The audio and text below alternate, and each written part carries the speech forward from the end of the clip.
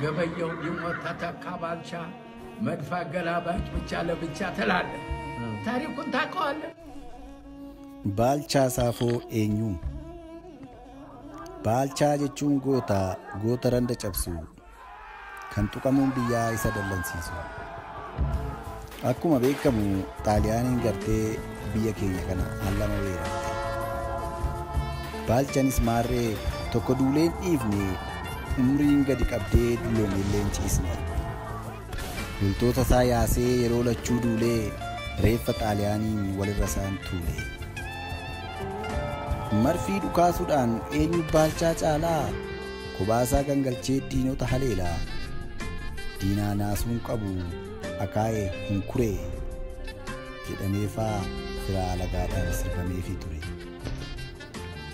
amma otuma ammayyuu maayii ca'uu deemtee gaara Adwaafaa waa'ee isaa gaafatte dacheen soban beektu sitti himti hundasaa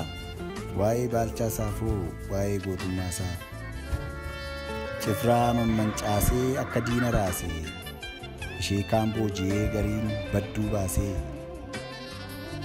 loltuu xaaliyaaniin kan biyya weerarte akka inni biyya keessaa yaase amma otuma ammayyuu naannoo Tigraay dhaqxe dirree Maqaleefaa waa'ee isaa gaafatte dacheen soban beektu sitti himti hundasaa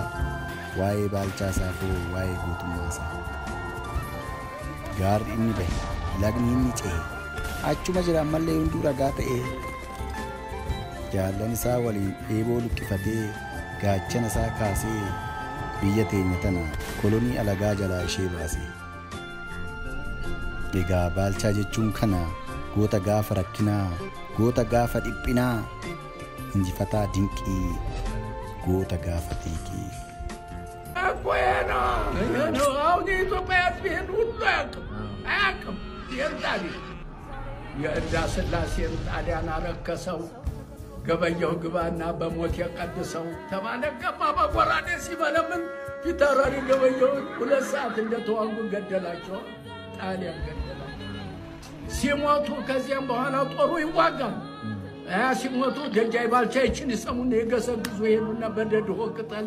ሽፍን ያረጉና ሬሳቸውን ድብቅ ያረጉና ቶሎ ፊታውራሪ ገበየው ራስ አባተን ከደም ብለውሃል ፊታውራሪ ገበየው ራስ መኮንንን የቀድም ያለው ተከተለኝ ብለውሃል ፊታውራሪ ገበየው ወደ ኋላ የቀሩ አይቀጡት ይከታል ብለውሃል እያሉ ደጃይ ባልቻ ያዋጉ ጀመሩ አዳበቀው ሬሳቸውን የፊታውራሪ ገበየው ፊታውራሪ ገበየው እንደዚህ ያለ ብለውሃል ፊታውራሪ ገበየው አይቀጡት ይከታል ብለውሃል እያሉ ያንን ያዋጉ ጀመሩ እሳቸው ከዚያ በኋላ 5 ሰዓት ባልሞላ ጣሊያን ተማረከና ከተበነዋ ይሆነና